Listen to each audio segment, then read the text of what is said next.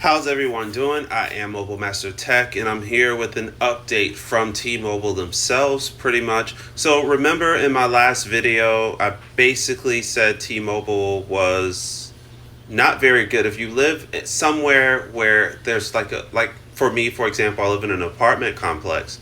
So in that situation, especially in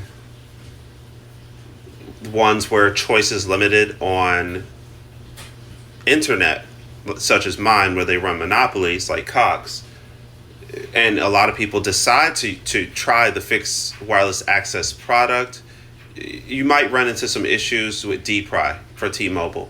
Well, they've since changed that policy, and let's go ahead and read this really quick. I just got this email a couple days ago on the 15th. And it says, thanks for being a T-Mobile Home Internet customer. To ensure the best network experience for all customers, we've updated our fair use policy.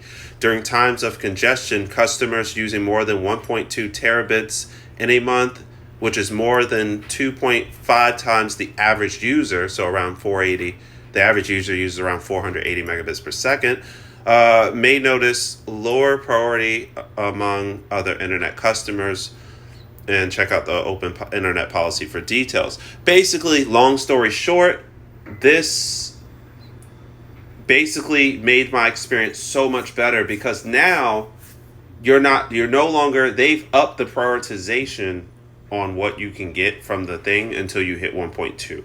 So now pretty much at all times I'm hitting much better speeds on T-Mobile. Then, as you can see, than I was before. This was not possible before, and now it is.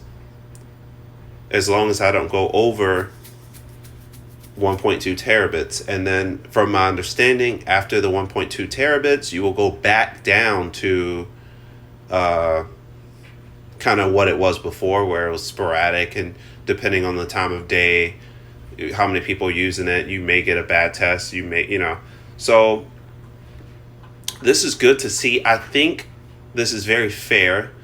And it falls right in line with cable. Cable does this right now after 1.2 terabits, except for Cox. So with Cox, when they do it, they charge you I think it's like $10 per 15 gigs or something used after you go up to 2.5. T-Mobile is not going to charge you a dime. You're just going to go back to the experience that you were having before, which is if you live somewhere where there's a lot of people on fixed wireless access, probably not the best experience. But if you live somewhere rural where you already were pretty much the only one on the site using fixed wireless access anyway, this honestly is probably not going to hurt you at all. So it's just a little update. Really cool to see. I prefer this. I probably shouldn't be doing too many speed tests because I don't want to run through that threshold. So it's the last one I'm gonna do. But very cool to see. I think this arguably is better than the Verizon 300 megabit per second cap, but it's unlimited. You don't have to worry about the 1.2 terabyte cap and then speeds falling off. But I've noticed Verizon, if you use too much of it, they will start sending emails saying, hey, you're using too much, stop using so much, or we're going to, stop.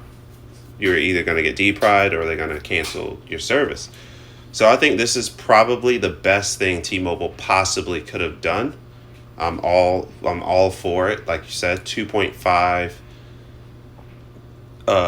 percent more generous than what they could have been, and it's very much in line with cable and what they do. So liking this a lot.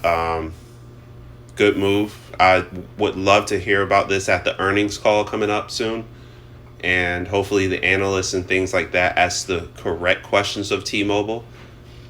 That's going to do it for the video. So I guess basically what I'm saying now is if you live in an area where you have very good T-Mobile service, I would say, and you have, N41 or 5G UC, it's probably a go. You probably can go ahead and use it as long as you're not an extreme data user that goes over that 1.2 terabit cap.